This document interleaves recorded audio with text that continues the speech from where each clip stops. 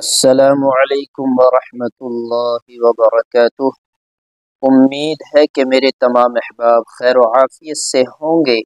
میرے عزیزوں، پیارے بھائیوں، بزرگوں، ایک مسئلہ بڑا اہم اور پیچیدہ ہے، بڑی سنجیدگی کے ساتھ، غور و فکر کے ساتھ سمجھنے کی ضرورت ہے۔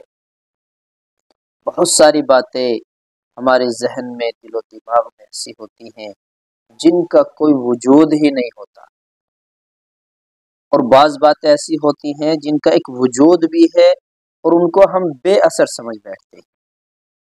ان میں سے ایک بات یہ ہے، ایک شخص جواری ہے، جوا کھیلتا ہے، بازی لگاتا ہے۔ اس نے جوا کھیلتے ہوئے اپنا مال، سارا دولت سب لٹا دی۔ اب اس کے پاس کچھ نہیں رہا، تو اس نے آخر میں اپنی بیوی کو جوئے میں لگا دیا، اپنی بیوی کو اس نے جتا دیا، جوئے میں ہار گیا۔ تو اب مسئلہ یہ ہے کہ اس شخص کو جس نے اپنی بیوی کو جوئے میں ہرا دیا، جوئے میں ہار گیا، اب جس نے جیتا ہے وہ اس کو لے کر چلا گیا، 2-3 روز تک وہ غائب رہا، دن اور رات۔ تو مسئلہ یہ ہے کہ اب نکاح اس کا باقی رہا یا نکاح ٹوٹ گیا؟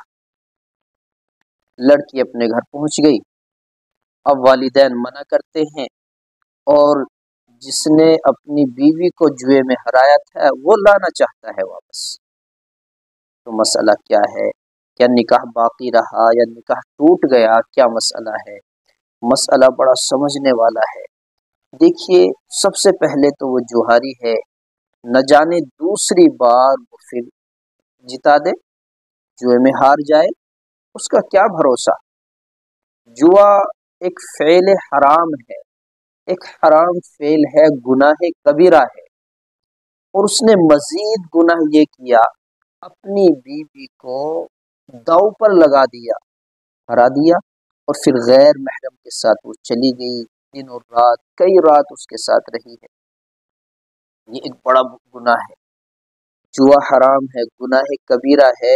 اور پھر مزید حرام کام یہ کیا کہ اس نے اپنی بیوی کو دوسرے کے ہاتھوں میں دے دیا، اس سے زنا خوری ہوئی، اس نے اس کے ساتھ بدتمیزی کی، زنا کیا۔ لیکن اس صورت میں نکاح ختم نہیں ہوتا، نکاح باقی رہتا ہے۔ البتہ یہ گناہ، 2 گناہ جو ہوئے ہیں اپنی جگہ ہیں، نکاح باقی ہے۔ والدین کو چاہیے کہ اب اس کے ساتھ نہ بھیج کر دوسری جگہ نکاح کر دیں، اس کا کوئی بھروسہ نہیں، یا پھر اس سے اگریمنٹ کرائیں، لکھوائیں، بھروسہ دلوائیں، 4 آدمیوں کو بٹھا کر اس کے ساتھ اگر بھیجنا چاہتے ہیں تو پھر یہ کام کریں۔